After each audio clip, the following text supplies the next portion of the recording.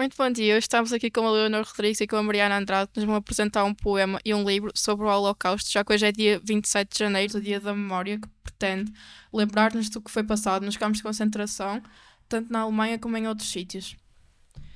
Memórias desumanas, variadas vidas, diferentes umas das outras, tanta coisa perdida apenas por uma paranoia, regras a seguir estritas e sufocantes, como o gás que os matava, etiquetas, rótulos, tratados como parasitas, as vidas roubadas, destruídas e milhares, números incertos de origens esquecidas, em documentos queimados.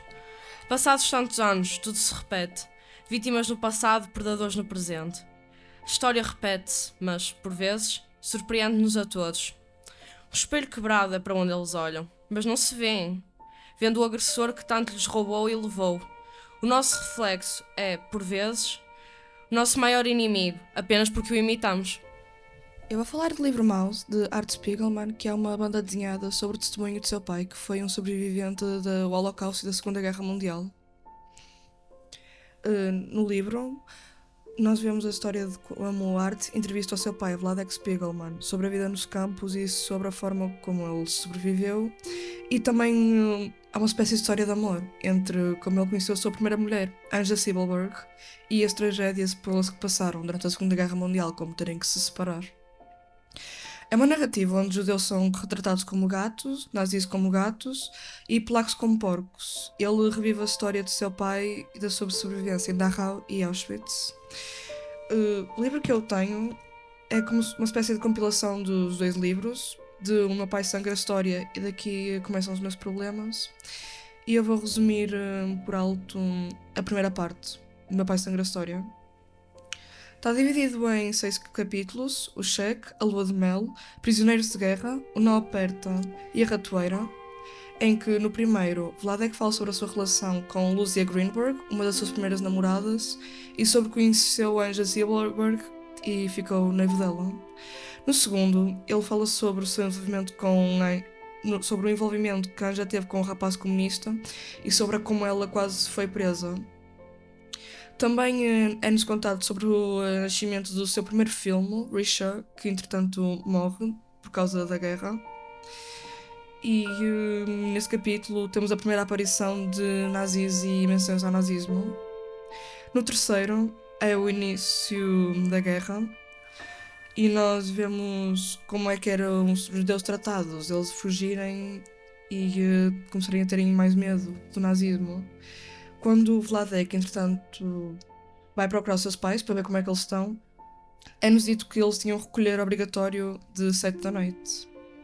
No próximo capítulo, é-nos dito que moravam 12 pessoas na casa dos pais da Anja e que os nazis, por qualquer uma pessoa que infringisse a menor das leis nos campos, ou melhor, ia para os campos, e todas as empresas que antes pertenciam a judeus foram entregues a gestores arianos, a nazistas. Há uma parte na página 82 em que Vladek disse que, se ando devagar eles levam, socorro, eles podem dar-me um tiro, que pode refletir o medo que os judeus sentiam por andar simplesmente na rua.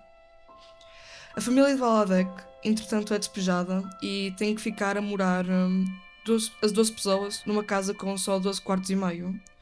Quartos judeus chegaram a ficar enforcados em público para servir de exemplo sobre os crimes cometidos. Dia 12 de agosto são carimbados os passaportes.